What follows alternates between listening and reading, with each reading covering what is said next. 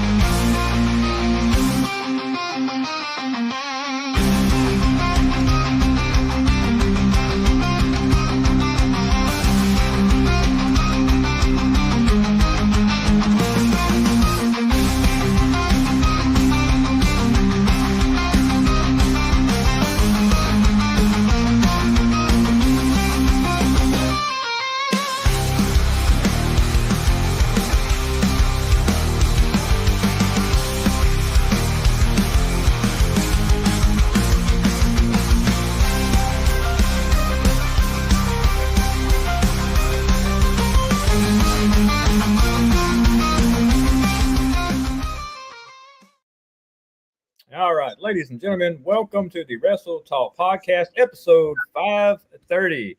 We are having some major technical issues tonight, but y'all bear with us. And as they say, regardless of what goes on, the show must go on. So, my partner, Mr. Nightmare Jones, how you doing? I'm good. How are you doing, Ace? Doing, man. It's been a chaotic day, chaotic week, and tonight just seems to add the icing to the cake. Yeah, I understand that. Oh man, it's been wild. Hey, we're here, and that's all that counts, and we're gonna make the best of it.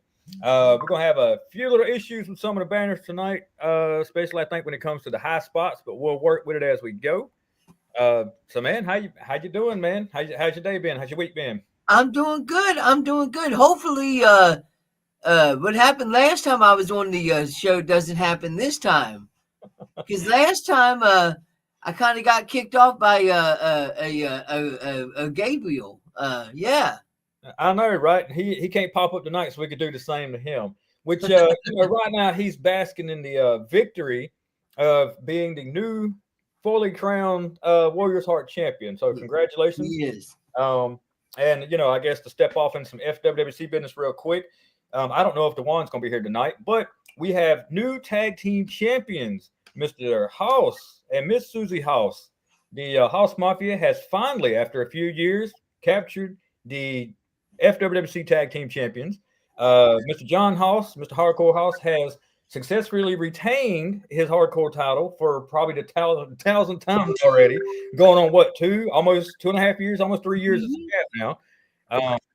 And then on top of that, you have Susie House has retained her title. You have Mr. Brother Bear retained his title. So I mean, there's a lot going on. So I mean, we'll get into more of that later on. So man, what do you think about Survivor Series, man? Like I thought that Survivor Series was a good pay-per-view as it always. But man, I'm old school. I miss the whole elimination tag team matches. Like, yeah, I love that. I remember watching, like the Hulkamaniacs against the $1 Million Team and that kind of stuff. And I like War Games, but for the casual wrestling fan, only having 4 matches in a pay-per-view kind of sucks. Let's put it that way. And honestly, they really wasn't that good. So before we go any further, before we get too lost in conversation, you want to read out the sponsors? I'll throw up the little deal here. And absolutely. Ladies and gentlemen, Retro Talk Podcast would like to thank all of our great sponsors: the Retro Zone Painters Dream Productions, the Independent St. Louis Wrestling Hall of Fame, Doomed Outfitters. I don't know who owns Doomed Outfitters.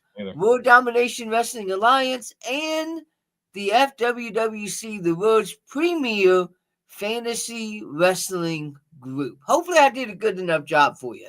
Oh, man, that was awesome. Gotta love it. Now I'll let that run for a minute so everybody can see it. I know we're being joined by quite a few. Not sure who all is going to pop in and pop out. We are supposed to have a guest. I'm not going to announce who it is or say anything about that because I want to keep my fingers crossed. And if something happened to where he can't show up, hey, we're still going to roll on with it. Yeah. But yeah, so with the high spots right this minute, we are a little lost on the high spots. We'll get those pulled up. Like I said, we're running into a lot of technical difficulties. I mean, that happens with technology, man. Nothing's pen and paper no more. So about Survivor Series, let's get into this whole mystery. Do you think that's played out? Because that's kind of where I'm getting at, this whole masked person when it comes to interference, when it comes to wrestling, it comes to running in on the matches. I think it's played out. I think it's really stupid. If you're going to come out there and you're going to make an impact, just show who you are. Go out there, jump on them, squash them, make your point, and be done. And I believe that shows like AEW, prime example, and I have to pick on them, I always do. I believe they used the whole mask run-in so many times that it's gotten to the point where it's played out, like very played out.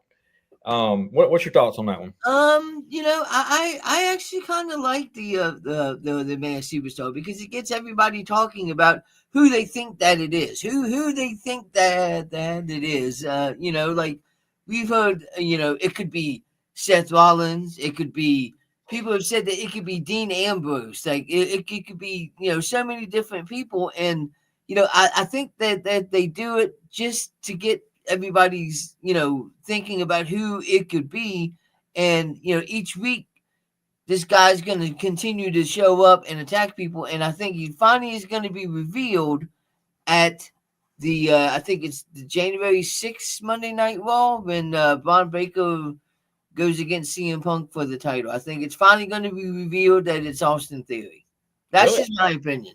The same thought about that too. I believe it's going to be Austin Theory, but in a way that would make a lot of sense. I really don't think they're going to pull the trigger on the Dean Ambrose thing. I know a lot of speculation about that, a lot of rumors. Also, another idea is possibly Chris Jericho. Now, based on the build, based off just the movements and stuff, I can't see it being Chris Jericho. Maybe I don't. Until the match comes off, possibly somebody else filling in like they did with the Americana, character. Yeah. But I don't see it being Jericho, and if it is, it ain't him now. You get what I'm saying? It's just somebody as a filler until he shows up. Yeah, I don't see Chris Jericho being able to climb the cage that fast, and obviously it wasn't Seth Rollins because he just had shoulder surgery and he wouldn't be able to climb the cage that fast. But if you remember, they had a masked wrestler at one point, and they had multiple people playing this masked wrestler so that nobody knew exactly who it was, and then they finally revealed who it was, but they had different people playing that character so that it threw everybody off. So that's what they're trying to do. So what's your thoughts on it being a work when it comes to not only Seth Rollins' injury and it being Seth Rollins, but there's also rumors about the John Cena retirement being a work. Do you think that's true, or do you think it's like he's done? There's a lot of rumor, a lot of speculation that this is just a work, and The Rock's going to come out and pull one over on everybody, and John Cena's still working for him. Yeah, I think that with everything that they've done, I don't think how they could. I think that if it is a work, it's a really, really bad idea because of everything that they've done with the tournament, and it wouldn't make any sense to say, oh, we're just kidding. It was a work. It was a whole work because, John Cena's been talking about this for a year now, but maybe even more than a year. So longer, honestly. So yeah. So yeah. I'm just I'm at a loss on this one here because nobody really wants to see him retire, but at the same time, I mean, it's time to hang it up. Like, what further do you have in your career? Even if this is a work, what else do you have to prove? What else as far as a storyline do you have to prove? Because you've already turned heel. That didn't work. You've already won the title for the 17th time. You broke the record. That got mixed reviews. So at this point, I really think he's done everything he can. And I think that it's time to call it quits. Yeah. So, and, speaking about John Cena's heel turn, you can't really put all of the blame on John Cena because we all know that The Rock was supposed to be involved in all this whole heel turn thing, and we never saw The Rock again after WrestleMania. That's true. What do you think the reason for that was, though? Like, because, I mean, there's been rumors backstage about that. So what do you think the issue was with him? It's hard to tell what actually happened. Maybe he thought that he had the time to be able to do all this, and then you know, he realized that he didn't have the time, or you know, who knows what exactly happened. There's so much backstage politics and whatnot going on. Nobody knows what's going on, you know. So now, do you think Cena after this point is like? I know he's going to be fully retired from in-ring stuff, but do you think he's going to make special appearances? You know, like Oh yeah. he was retired, he still made appearances to do like a one-off WrestleMania, a run, yeah. You know, stuff like that. Do you think Cena's going to roll? Or do you think he's going to completely step away from wrestling altogether? I mean, no, I don't think he's going to step away from wrestling altogether. I think he's going to be done with in-ring competition. But you know, like I said, you know, when Mick Foley retired, you know, they still brought him back, you know, occasionally to be like a general manager, or you know, just to show up and whatnot. You know, they still bring back the Stone Cold from time to time, and so you know, it just depends. And you know, maybe down the road, John Cena will come back and wrestle another match, just like Stone Cold. Like we didn't think we'd ever see Stone Cold wrestle another match, and yet we got to see him wrestle Kevin Owens and do things that we never expected that Stone Cold was going to do. Like I never thought that I would see Stone Cold take a back body bump on the concrete after he had retired, but that's what we got. Well, I mean, you know, you can't talk about retirement without talking about Ric Flair. That man had 15 different retirements in a year, and probably 20 more within the past 20 years. So you never say never, like they say. Never say never. It happens. You know, I would love to see him in some small part, whether it be like a manager, whether it be coming into, and even if he was to do a heel manager, I really think he would be great in that one. So, yeah, absolutely. Like, I mean, at least a small role in the whole situation. You know, I mean, not just completely out of the picture. You know, and so I would 100% agree with you, sir. Oh man! So now we have I know one of the high spots, and I hadn't had a chance to pull it up. One of the high spots is Mercedes Moné, whatever you want to say, Sasha Banks. I don't care what she goes by, whatever. Sasha Banks. Yes. Issue with her winning all these titles. Now she is starting to lose some of her titles. The past couple of ones she's lost. Do you think she is setting up for an AEW women's title run, and that would be like the main focus? Or do you think that she's dropping some of these titles to still win the AEW title, and that be the main title that she holds? I think that Sasha Banks winning all these titles has finally run its course. Mm-hmm. And I think that it's time that she starts to drop these titles, because let's be honest, there's no way she's going to continue holding 13, 14 titles. Oh man! At one time, like it doesn't really make very much sense. And I think that the most that makes sense would be for her to stop dropping all these titles and having the main title focus be the AEW Women's Heavyweight Championship. Oh yeah. So now the question now coming forward is who benefits more from the title wins off of her. You know, they have built her to be this dominant champion to where she has won all these matches. She's won all these titles. So who's going to step up and benefit more from winning these titles off of her? You know, and there's so many different promotions she's involved with, and I couldn't tell you really hardly any of them. Even in AEW, I just know there's so many there, and unfortunately, I don't keep up with the women's division. I know it's sad to say. It's flip flop a lot.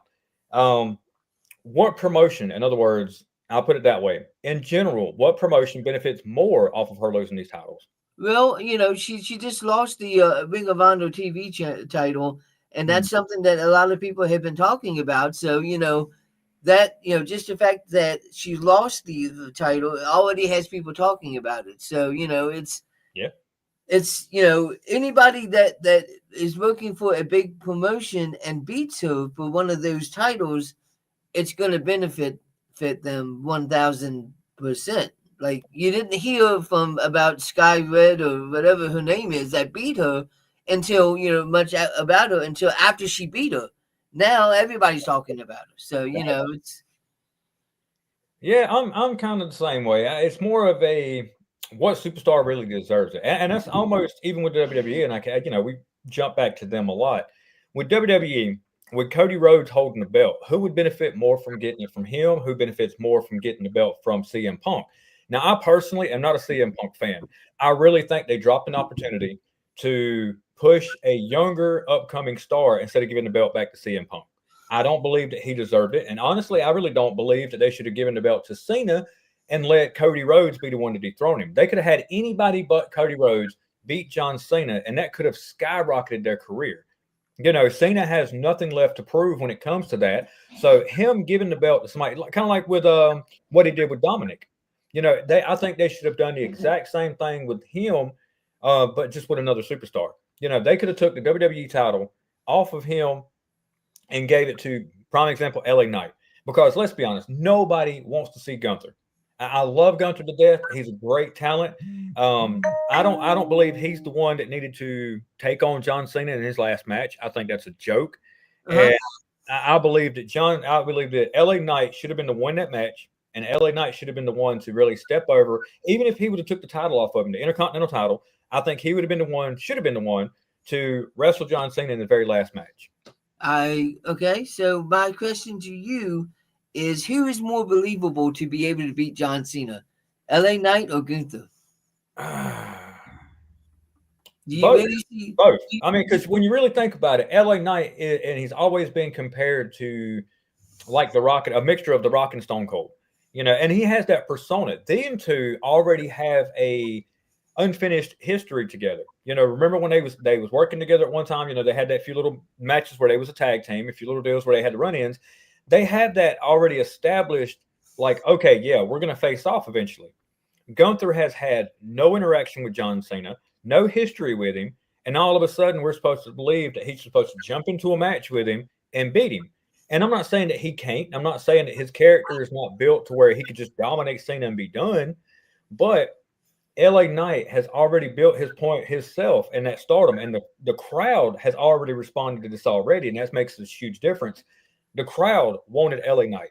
You could tell in the arena that night. You could tell when Gunther come out, you know, yesterday trying to talk. The crowd does not want Gunther. They wanted LA Knight, and I really think that was a situation where they pulled the trigger on the wrong one. And I believe that LA Knight should have been that person, because that would have been a bigger match. You know, we're not looking at somebody who can beat Cena. A lot of people can beat Cena, but what is the bigger outcome? What would have been the biggest attraction for his last match? LA Knight, hands down, not Gunther. I mean, yeah, this is something I guess we're just going to have to disagree with, because I believe that Gunther is the perfect opponent for John Cena, because John Cena, you know, he's wrestled the likes of like Rusev. You know, he's used to wrestling these big guys, and you know that's what Gunther is. Gunther is this monster. You know, he retired Goldberg, and now his mission is to retire John Cena. Like, that's the whole thing about Gunther going up against John Cena, is his mission is to be the one to retire John Cena. Not only does he want to retire John Cena, but his mission is to make John Cena do the one thing that he's never done, and that's give up. Yeah. You know, I'm trying to think, you know, of a better opponent outside of Randy Orton. You know, me personally, Randy Orton hands down would have been my first pick because of the history between him and John Cena. Obviously, they don't have any plans for Randy Orton, and I think they're wasting. And you know, you really don't know what's going on behind the scenes. It could be that Randy Orton is wanting to take some time off, take a lighter schedule. You never really understand, you know, what creative is thinking and what the actual talent is thinking. So I don't know really what's going on with Randy Orton. Randy Orton could have opted out of that match. Do you believe that they are trying to make Gunther this era's version of Randy Orton with the legend killer type persona? You got to think, I mean, he's already taken out, you know, Goldberg. He's taken out other stars that were considered legends in their time. Him going on, and we already know there's a good chance, like anybody that's going out of business, they're going to pass the torch. He's going to lose, obviously, you know, to Gunther. Do you think him beating John Cena solidifies him as this era? And you got to think he's also beat Randy Orton too, which is another thing. Do you think he is this version of the Legend Killer?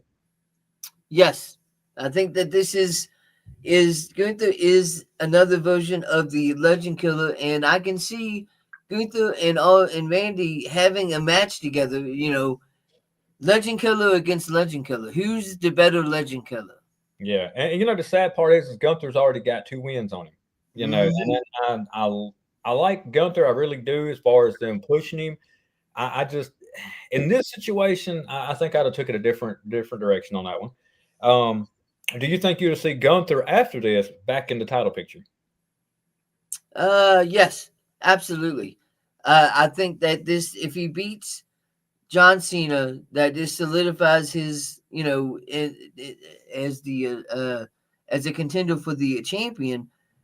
But then that means he also has to face Braun Breaker, because let's be honest, Braun Breaker is probably going to become the new heavyweight champion. Oh yeah, hands down. I think Do you think they're pushing that too quickly though?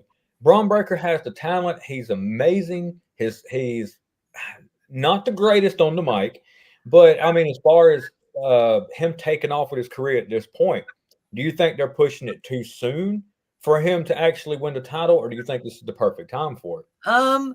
I think he's already won the NXT championship, and I think that he's got a good possibility of winning this championship. And with having the vision behind him, that also helps him out. You know, I mean, he's got Paul Heyman with him. Like, Paul Heyman can push anybody to the moon, whether they deserve it or not. And you know, this last night, Bob Baker's promo was not that bad of a promo. It was a pretty good promo. He said a lot of things about CM Punk, and you know, he shocked a lot of people with some of the things he was saying. And you know, I think that the whole plan all along was to have CM Punk win this title so he can drop it to Braun Breaker.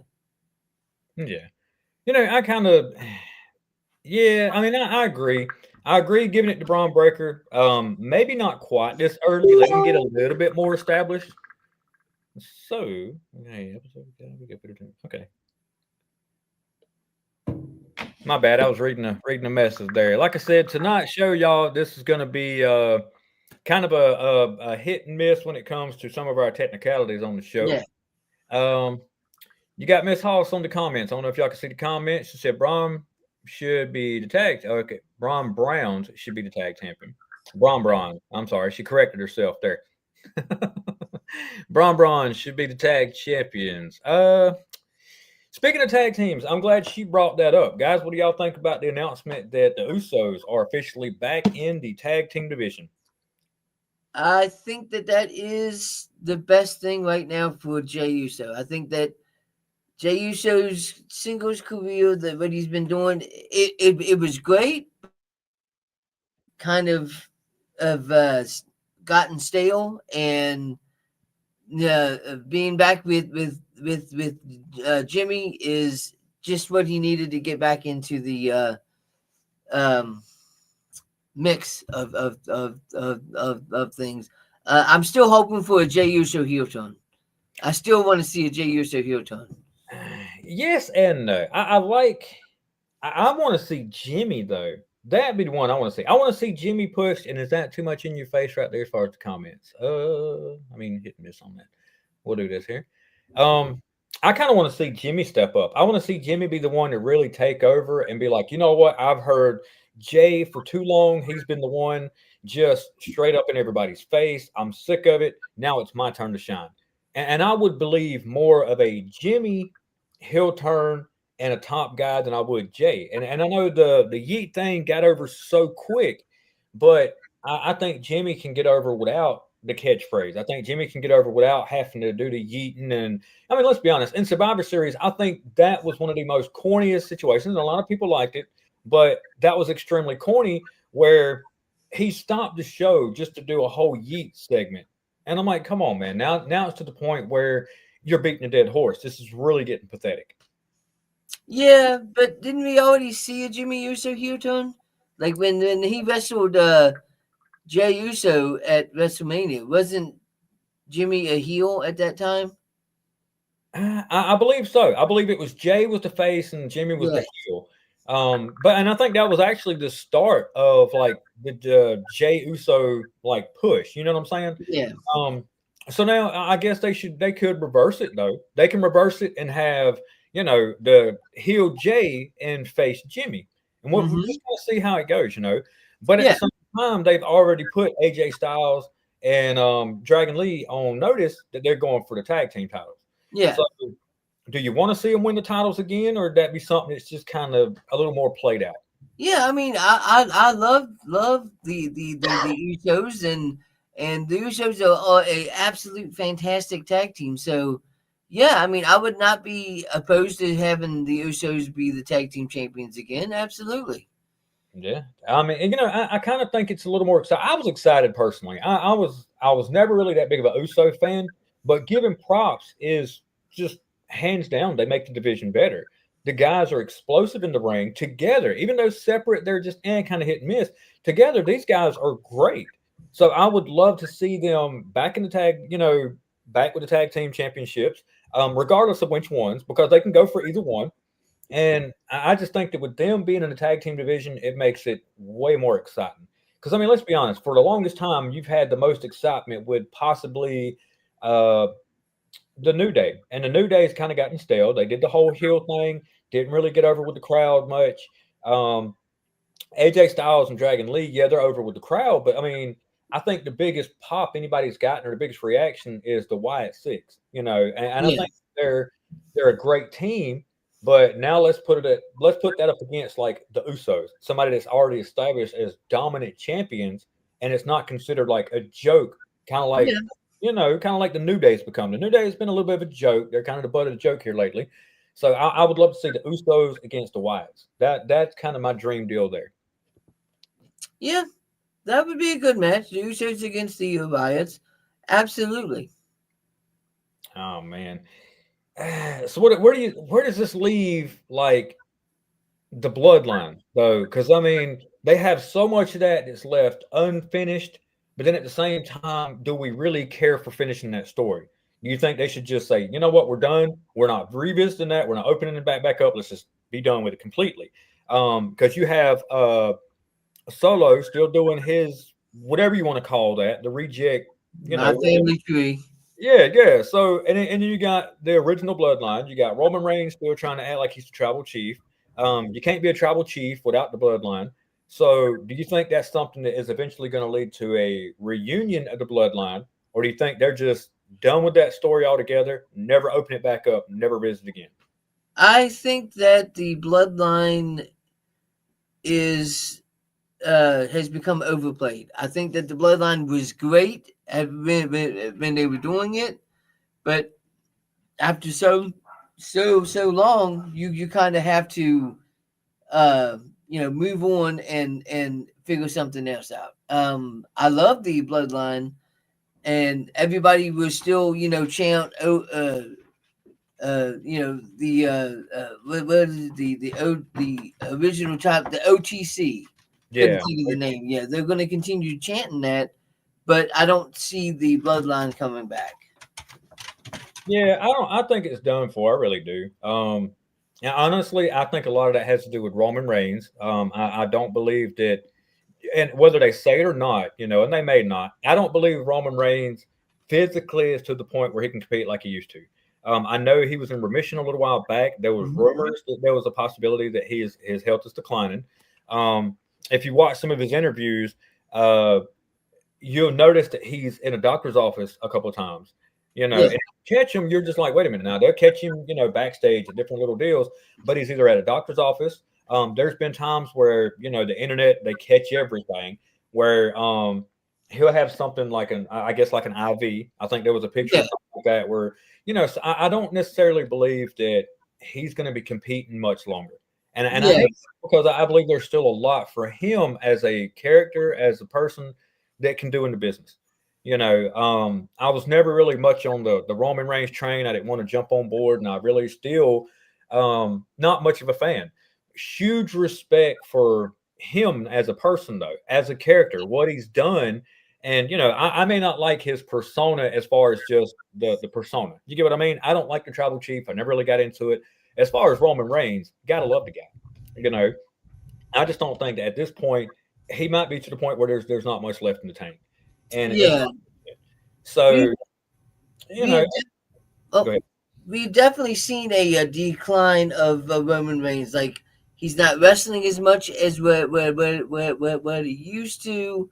You know, he's you know, I don't want to see Roman Reigns go for the title again. I don't want to see Roman Reigns against Cody Rhodes again. We've already seen it, and you know, there's really nothing else that they could bring to the table that we haven't seen yet. Yeah. No, I mean, so unless somehow he continues to be aligned with The Rock and we see The Rock more, but I don't know. Yeah. Now, my thing now when it comes to like what's left in the tank,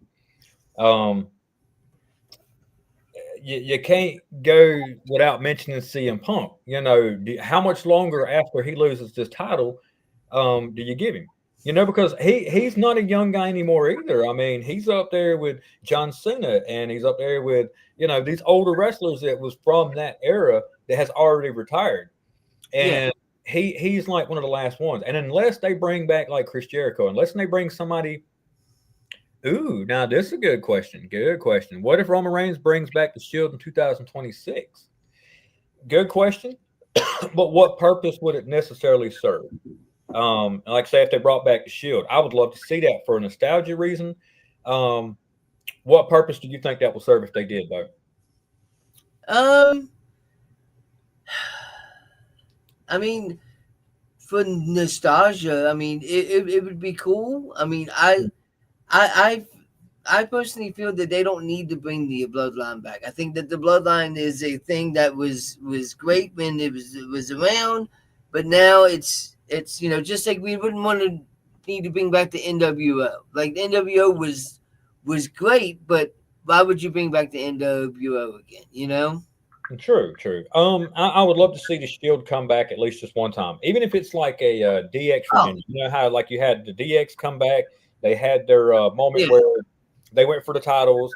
You know, just kind of had fun with it. I would love to see that laid back, goofy persona of like Roman Reigns, Seth Rollins, Dean Ambrose. I would love to see them get back together, just have fun with it, just one last time as the Shield.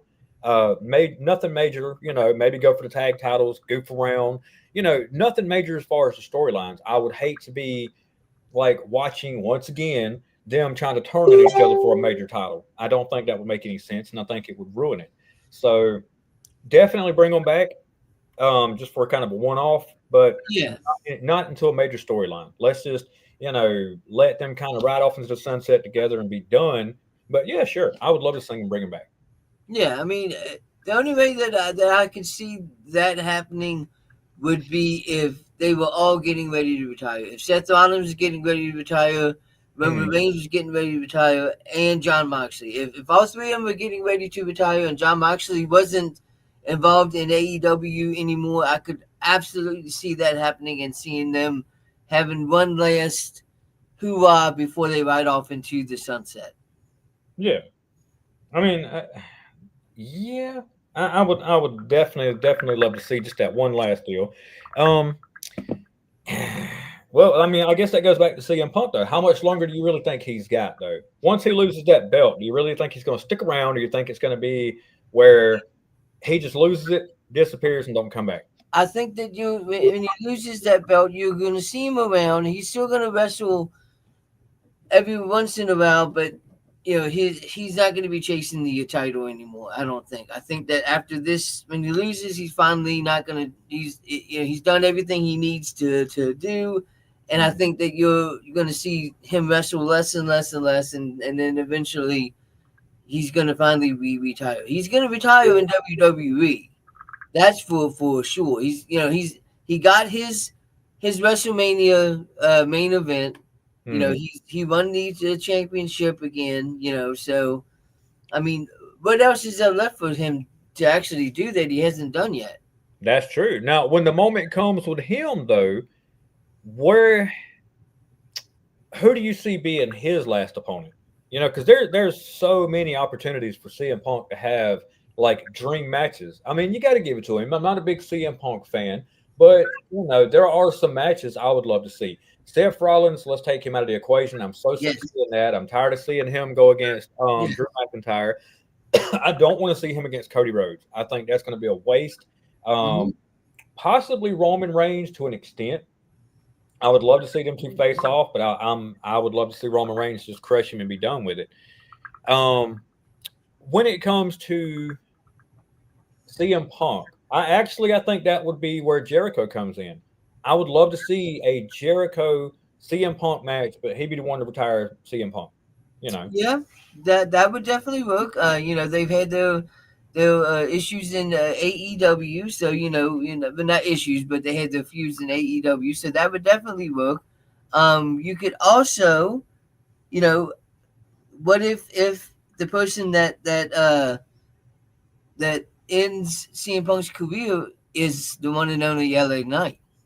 What if you have a heel LA Knight ending CM Punk's career? Now that I would pay to see. I would pay to see that just for the simple fact that I would love to see LA Knight do anything when it comes to, not only getting that spotlight, but just ending the career of CM Punk. I think that'd be a lot. And that's the other thing with with LA Knight though. What if all this loss? Because let's be honest, the man's on a losing streak. They have really dropped the ball. But everybody's looking at it from that perspective, and they're not looking at the fact that maybe, just maybe, they're waiting to push him for something else. Who's to say that LA Knight's not fixing to win the Royal Rumble, going to main event WrestleMania?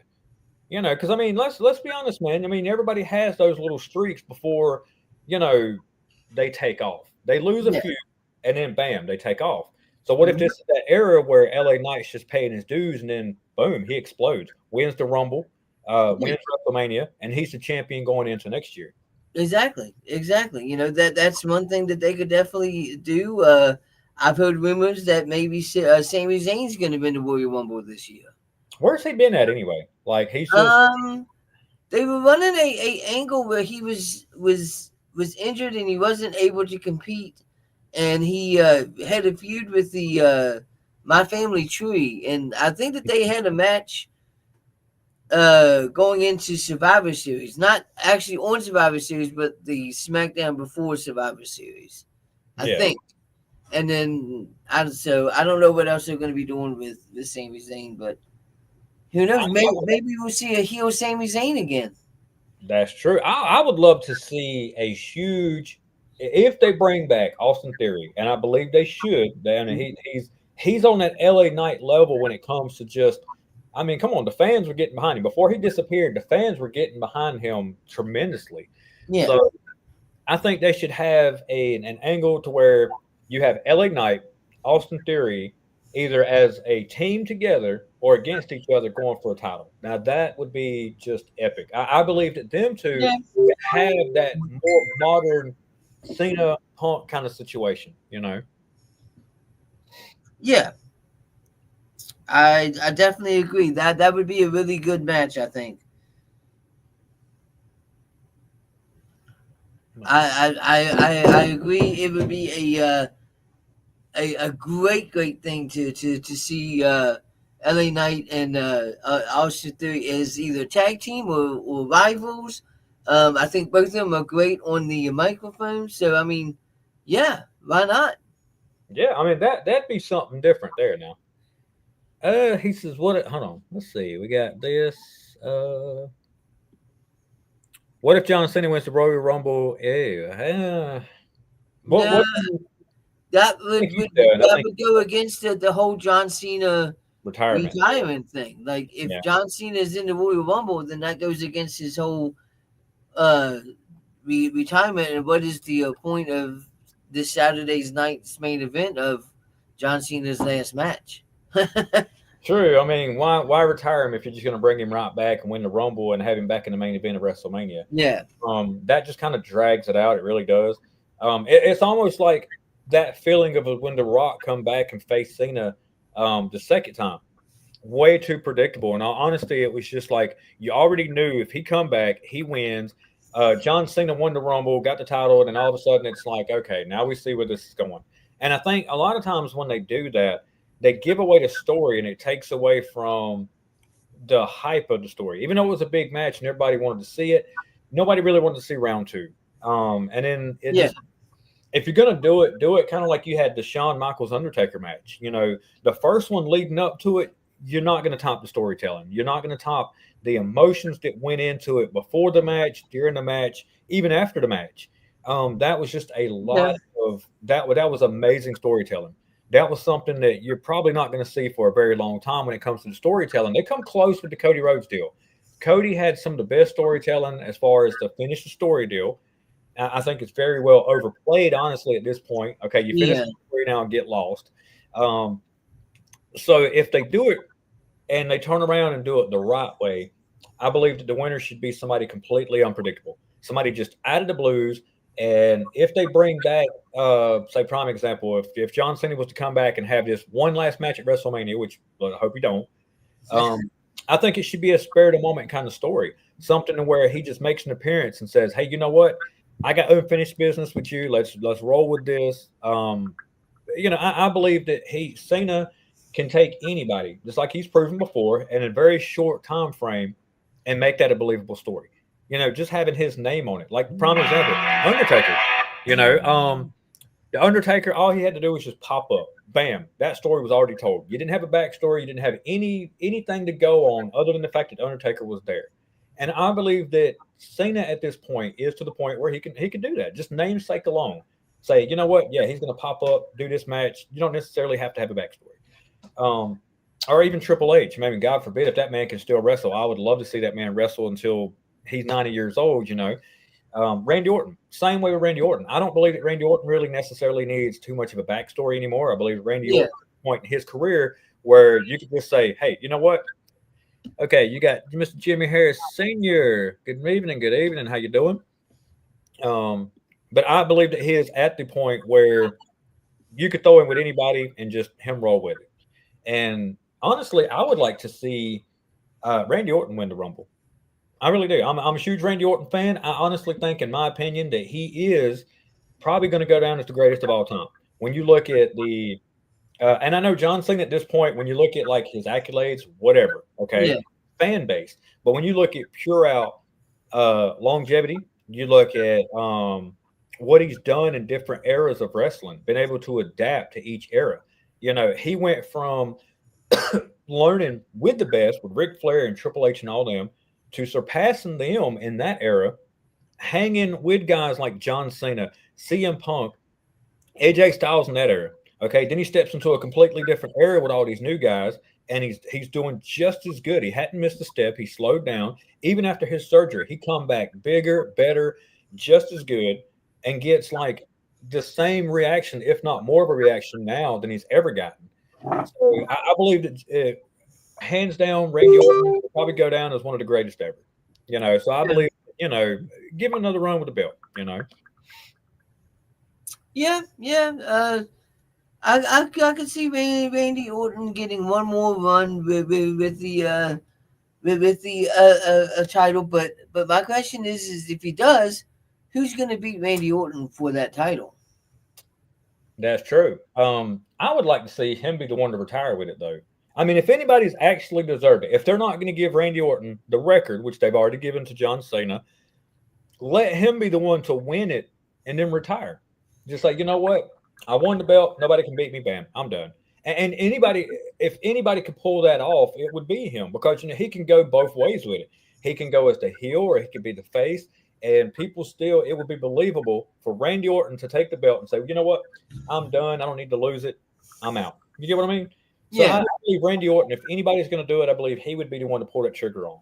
You know, oh, God, I thought back then they was going to do it with Ric Flair. As a kid, man, I remember when he won it like the 10th time, 11th time, 13th time. And, you know, I was thinking any time now, this man's going to take the belt and just leave and retire and he'd be good. Yeah. So, Mr. Wallace says, Randy Orton started in Southern Illinois Championship Wrestling in the year 2000. He has gone very far in WWE, and I agree with Ace about winning the Rumble. Yeah, I mean, it would make sense. Like, I mean, because that would put him at 15. Okay. And that's good enough. You know what I'm saying? Not saying anything from there as far as like he don't need to break the record, but at this point, I don't believe that he really needs it in his career. You know, he's gotten to the point where his accolades are good enough to where, okay, I don't need the record. Just let me just take the belt and be done, you know? Yeah. I see where you're coming from. 100%. I see where you're coming from. Oh man, I tell you now, just straight up, if they ever just crossed over, got rid of that little forbidden door thing, I would love to see MJF come over in the WWE and face off against like LA Knight. When I know AJ Styles, I think he's done. I really think once the tag team belts are done, I think this is the last year or last little month for AJ Styles. I think his next match is what next week after. I think they haven't really officially announced it, but I do believe that there's rumor that he's not going to be here much after the first of the year. Who's to say MJF's not going to be the one to come over and just say, hey, you know what, CM Punk, we got unfinished business over here. Bam, we're done. I believe that would be a great storyline. Yeah. Love to see MJF come over and really take off. If anybody can come in and just dominate the sport in WWE, MJF. I mean, I like AEW. I don't follow it as much. Some of the storylines remind me of the end of WCW in days. I mean, so it's hard to follow them. Great talent, though. Great talent. I do, in my opinion, I believe AEW, I think they rely too heavily on former or ex WWE talent, though. That's the only problem with them, and that's the only problem I have with that product. But then again, all of wrestling does it. All of wrestling, they get built somewhere else, and then they come over here and make this show a bigger name. So you can't really blame them, you know. I like AEW. I think AEW is a good wrestling promotion. The only thing my only gripe about AEW is it seems like almost every match has blood in it. Like, and I'm a type of guy, I think that blood needs to be something that is like should be saved for like the end of like a feud. Yeah. Not like the one of the last pay-per-views you had 3 or 4 matches that they had blood, like the Samoa Joe and Hangman Page match. The referee had blood all over his shirt, like Samoa Joe was covered in blood, and I'm like when you see blood so much, it gets it kind of gets old. Yeah, it loses the feel that it's supposed to have. And that's, I mean, once again, I'll bring up Ric Flair. I love Ric Flair, but let's be honest. I mean, the man fell down and just starts bleeding all over the place. And it got to the point where that become more of a joke than it did being taken serious when it come to Ric Flair. And it's kind of like with Darby Allin.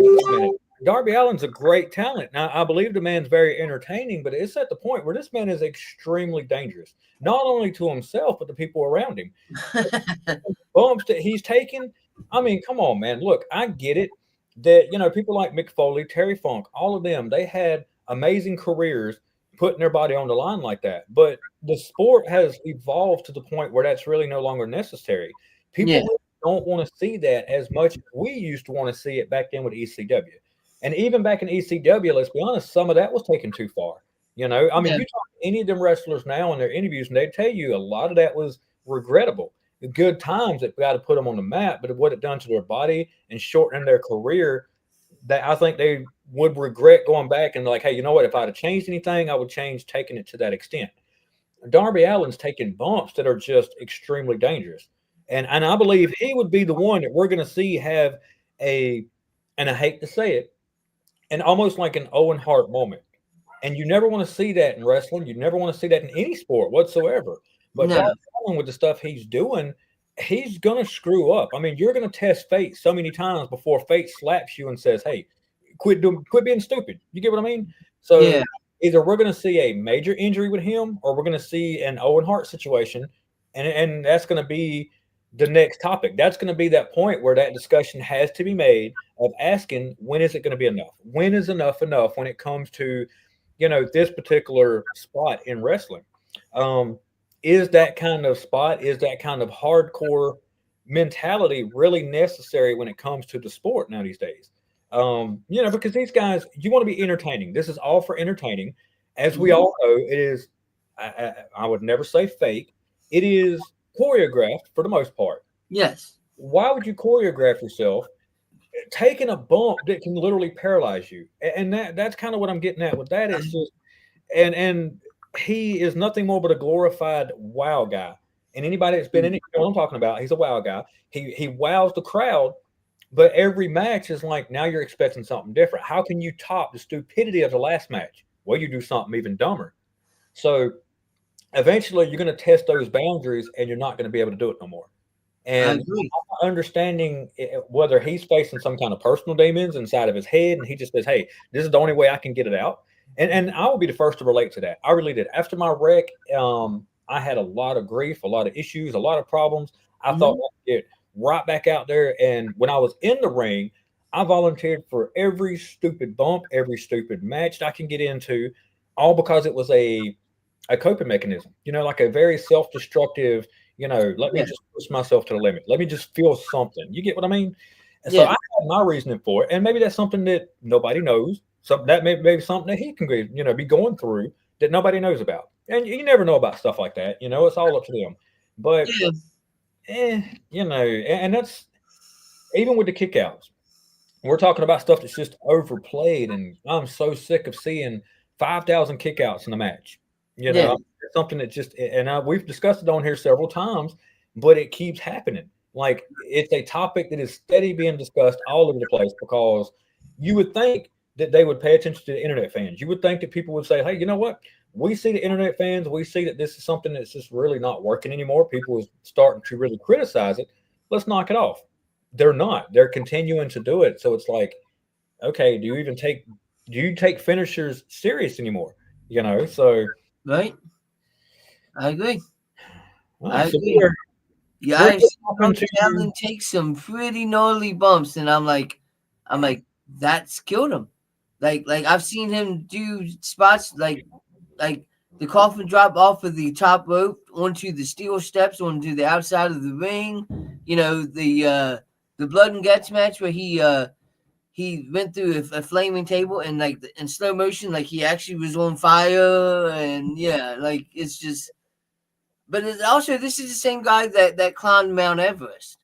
So true, but I mean, I just, even allowing the other wrestlers, like even the spots that he allows them to do, they're literally just carelessly throwing this man around, and it's like, wait a minute now, like I would be very, I don't know, I would be disturbed if this man says, "Hey, throw me over this ring and let me land on this table," and he landed wrong. You know what I'm saying? Because they're just carelessly doing this, and that's something that I'm not real comfortable watching. It's to the point where it's very cringe, and you're just like, "Nah, this ain't even entertainment no more. This is like you're watching this man try to kill himself."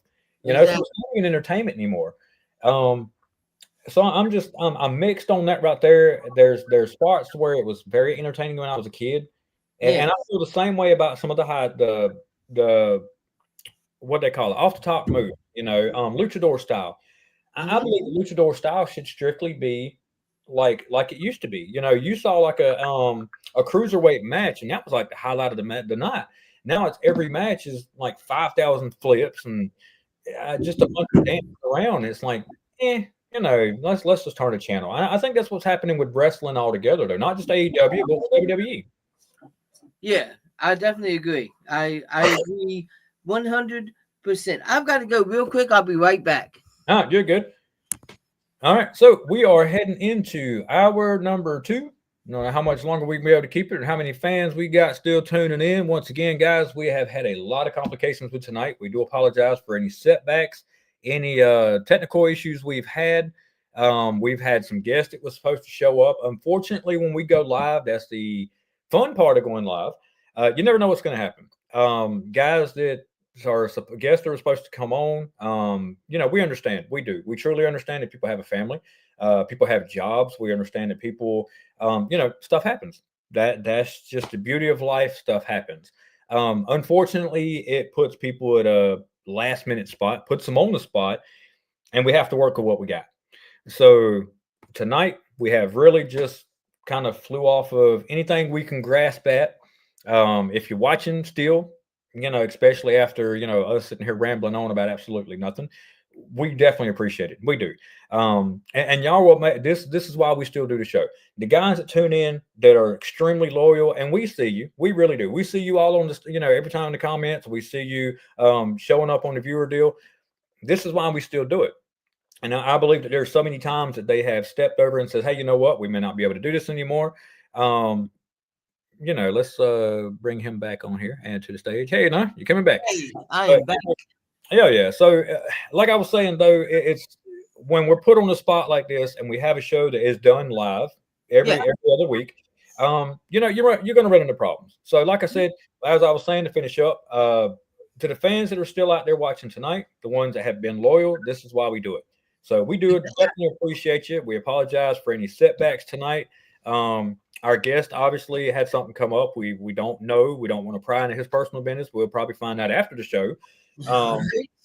Hopefully, because I hope the man's all right. You know what I'm saying? You never know until afterwards. So it's kind of scary when somebody don't respond. But for future reference, when we reach out to our guests, we reach out to people who we want to invite for the show. By all means, man, let's keep a level of professionalism, not only just on our end, because hey, it's not only just them, but like prime example, if we contact them all week, we contact them, we'll step out on these guys and we'll invite them to the show weeks and months ahead of time. We'll set a schedule, set a time, and be like, hey, if you can't make it, let me know ahead of time. And a lot of times we don't know until the day of, sadly, sometimes 5 minutes before we go live, who's going to be on and who's not. And we don't know who's going to run the board. We don't know. There's a lot of stuff. And it's the beauty of going live, obviously, because anything can happen. But hey, like I said, the show must go on. We make the best of it. So this may not be, a 5-star show tonight, but tune in next week and I guarantee you we'll have it put together a lot more and it'd be an even better show.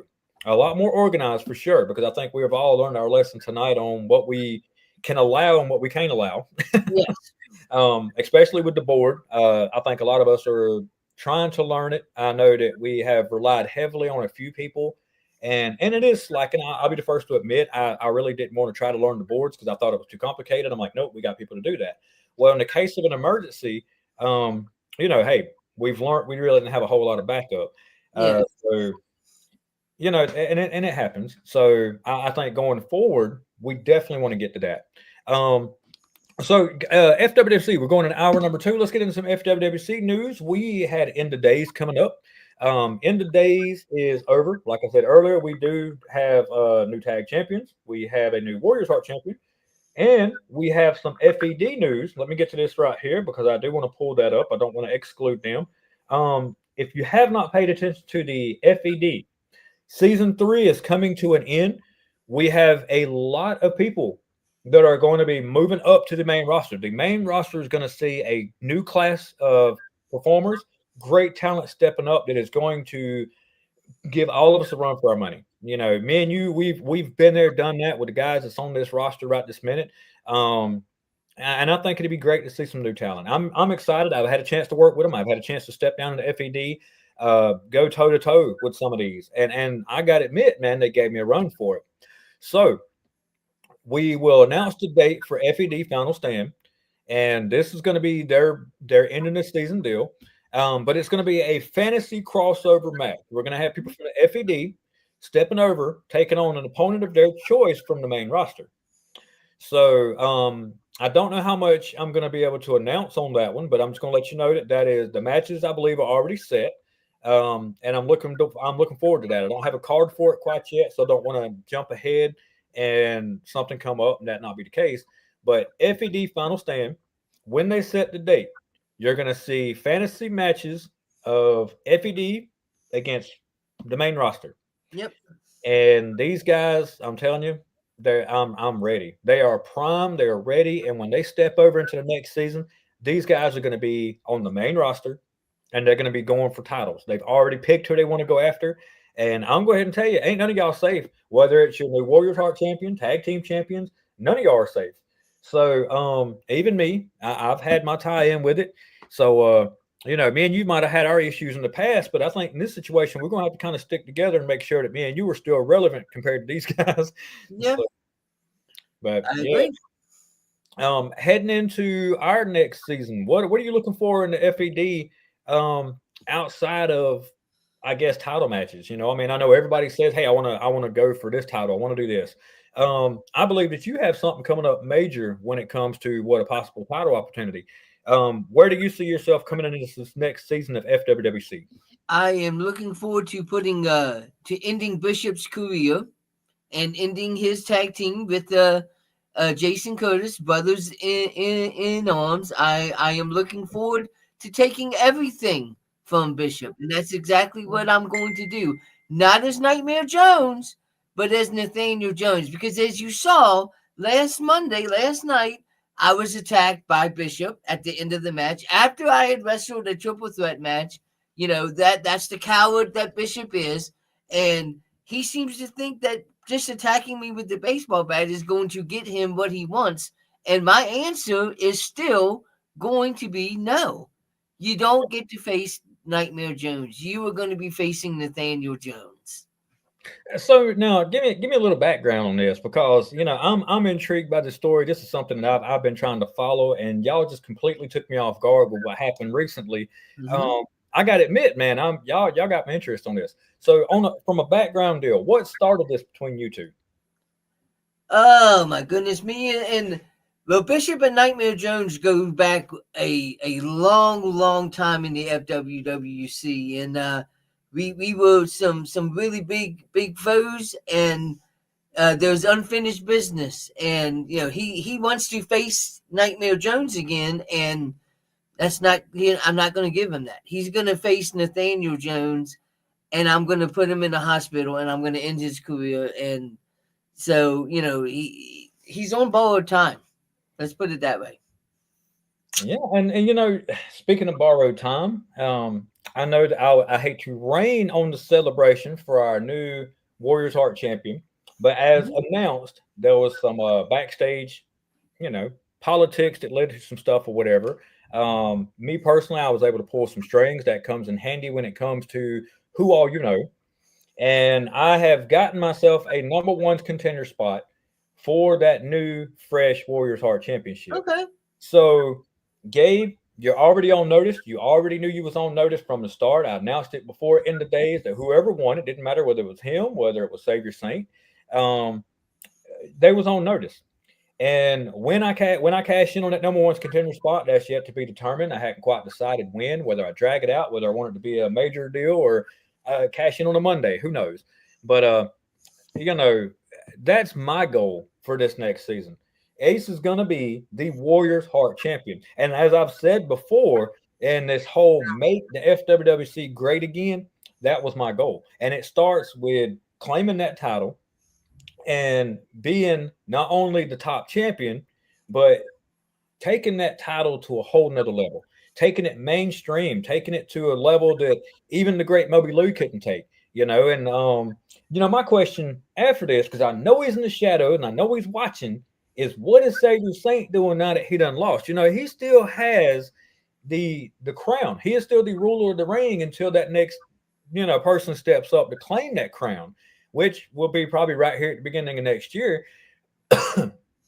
So that's another question. If you're listening, which I know you are, reach out to us, Saint. I know right this minute you're waddling in pity, you're crying about losing the match or whatever, but reach out to us, man. Let us know what's next for you, okay? Because we're concerned about you. We hadn't heard from you. We hadn't even seen a follow-up promo to end the days. So let us know what's next for Savior Saint. Let us know what you're feeling. If we can help you out and making you feel better about that loss, by all means, let us know. Because I'm not going to lie, congratulations. I would give props to Sick. Last night, that was a hell of a match. 4.5 years in the making of me dominating this man in the ring, and he finally got a pin on me. He finally got me. And I'm at the point where I was more excited for him than anything. I'm like, I would take that loss. That's what I was feeling last night. You know what? I will take that loss, and I couldn't have asked for a better opponent to take that loss to. You know what I mean? So 4.5 years, me smacking him around, and he there's a huge history there. There's a lot of respect between me and Sick. And I told him, it's about time. It is about time. That right there shows me that not only is he capable of adapting, but he's capable of, just stepping up his game and becoming something different than just the typical. Because for years there, it was like, okay, yeah, you got another typical match between Ace and Sick, whatever. We know how this is going to turn out. You get what I mean?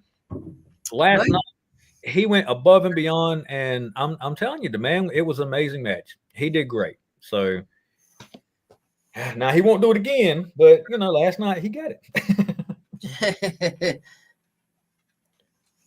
All right, so I'm they're saying that the game show is about ready. Who I don't really sure who my opponent is right this minute. Do I have an opponent right this minute? Because I know I'm supposed to do a game show. I think that well, your opponent would have been the guest. Yes, would have been the guest. I know he. I don't know how we're gonna do the game show with us two. Well, we could test each other's knowledge, man, if they allow it. And I'm pretty sure, we got to fly on seam our pants here and let's come up with something. We got to be creative. I'll tell you what. Let's me against you. You come up with a question. Let's see if we can get it right. Matter of fact, I tell you, for the first time, let's quiz the fans.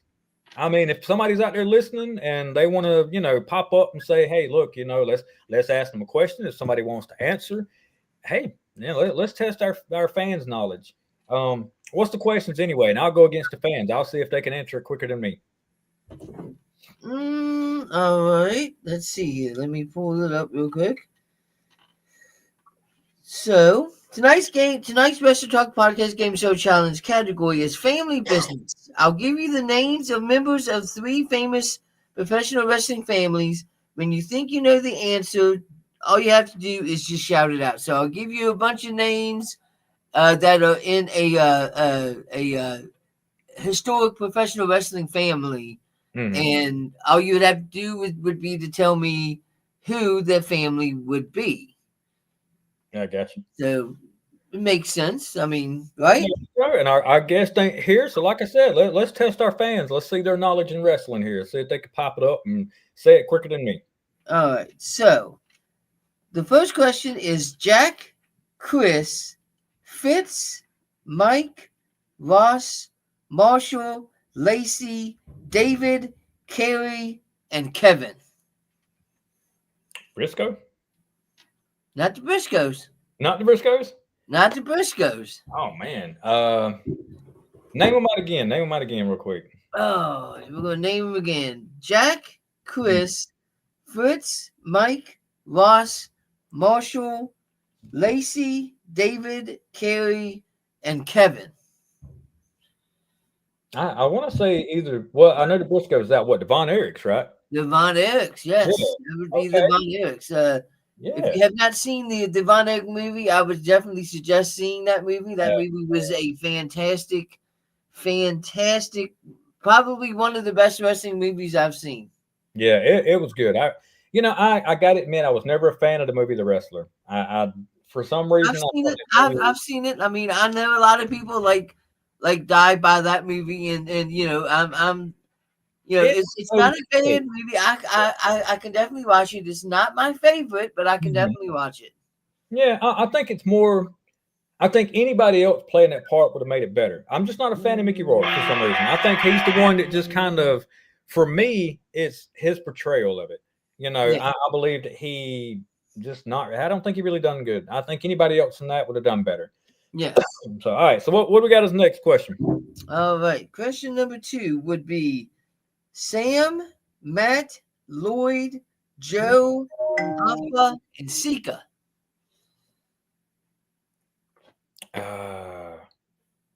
Let's see. Shango? No, wait. Man, hold on. Say them again. You had Sam, Matt, Lloyd, Joe, Alpha, and Sika.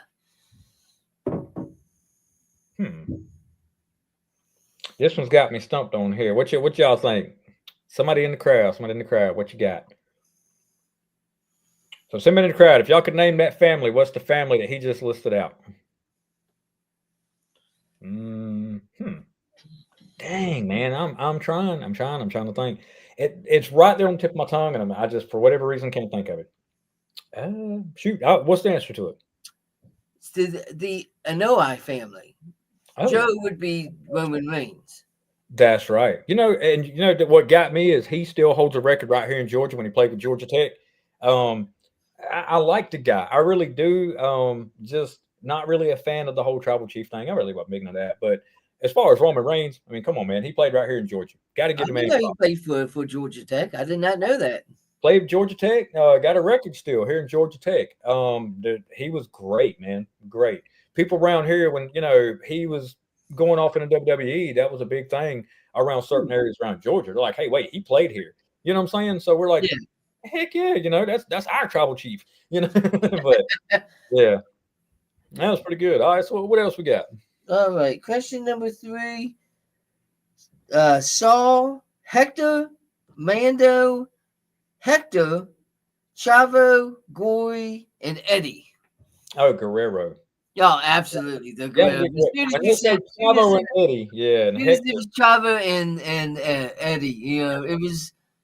It was amazing. And speaking of Eddie Guerrero, I was at work today, and we were talking about some tragedies that have happened in wrestling, and I'm like, man, I was watching wrestling when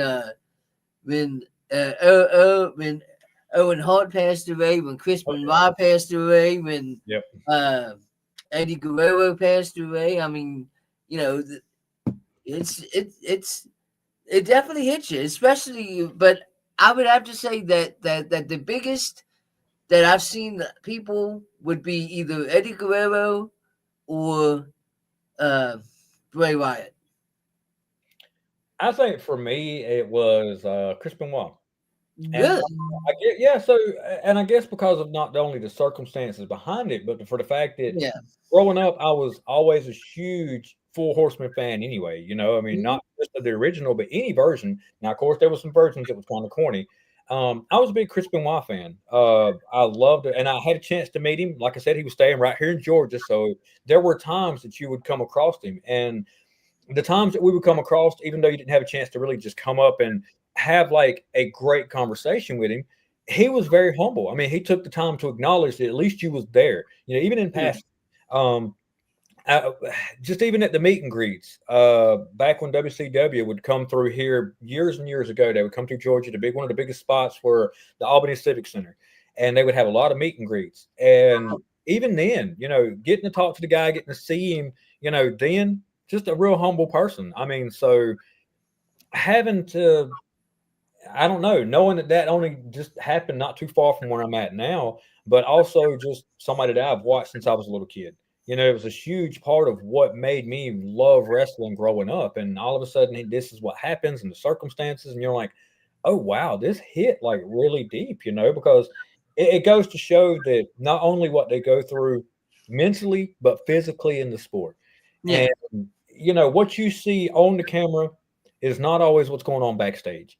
And so when that happened, it's like, oh, wow, this just opened up a whole nother level of, we know absolutely nothing about what really goes on with these guys, and it, in a way, leads to a whole nother level of respect for the ones that go out there and do this, because you're like, wow, man, these guys really go through it. And this is what some of the outcome is. I mean, look at some of the history of guys that have committed, unspeakable acts all throughout history. Even another one I grew up with watching was Superfly. Nobody would have ever thought that he was involved with something back in like the 80s that would have caught up with him. And then love Macho Man. I love Macho Man. He's hands down one of the greatest ever. But if you listen to the stories of how he was backstage, how he treated his women, he put people through, and you're like, oh my God, like this is a whole nother level, of just not knowing absolutely nothing about these guys. Yeah. And then that persona, I guess the acting that they have to do, not only in front of you, but in front of the camera. Yeah. That's a whole nother level, and you're just like, oh, wow, Yep. So, I definitely agree. Like the whole WrestleMania 5, Hulk Hogan against Macho Man. They used Macho Man's jealousy of Miss Elizabeth to feud that match because Macho Man was so possessive of Miss Elizabeth. Like, if you even looked at Miss Elizabeth, he was wanting to fight you. Oh, yeah. For even looking at her. So they were like, we're going to use his possessiveness of Miss Elizabeth to fuel this feud. And it definitely worked. Oh, yeah, it did. And it was very believable because that was real emotion. Yeah. So what we got? Any more questions? What's on the quiz deal? All right. The last one is, so The alternate questions. So the last question would be Larry, Amy, Joe, and Kurt. Nabisco? No. Amy.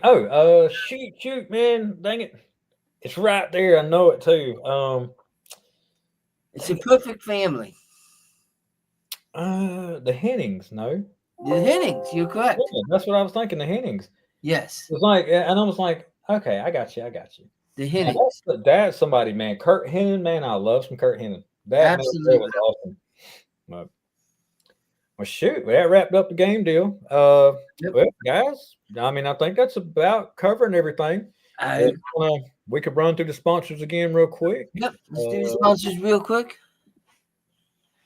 And guys, like I said, for anybody that has, let me cut these off real quick and go back to here, go to the banners. I'm learning how to do this. See, I almost got this. All right. Let me get to this one here. Uh-oh.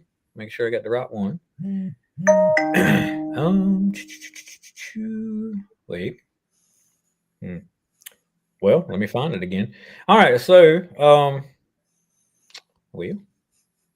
it's not scrolling for some reason. Once again, guys, we are going through some technical difficulties. Okay, here we go. All right, so we're going to throw these on here real quick, and we'll go through our sponsors. Mr. Joe, if you want to run it with us. The Wrestle Talk Podcast would like to thank all of our great sponsors. Retro Zone, Painter's Dreams Productions, the Independent St. Louis Wrestling Hall of Fame, Doomed Outfitters, the World Domination Wrestling Alliance, and the FWWC, the world's premier fantasy wrestling group. That's it. Well, guys, those that tuned in to this throw together show tonight, thank you for the support, guys. Like I said, this is why we do it. This is why we continue to go live, even if things are not going our way. Like I said, the show must go on, and that's something that we want to be dependable. Whether we've got it all together, I don't care if it's a good show, not a good show. At least we're going to be dependable. That's something we owe it to the fans. So for the guys that are loyal to us, the fans that have tuned in to every single one, regardless of how bad we put on a show tonight, I mean, this is why we do it. So, guys, thank y'all. Thanks for tuning in, and definitely get to see y'all next time. So, Mr. Nightmare Jones, appreciate you as always, man. All right. Absolutely. You all have a good night. All right.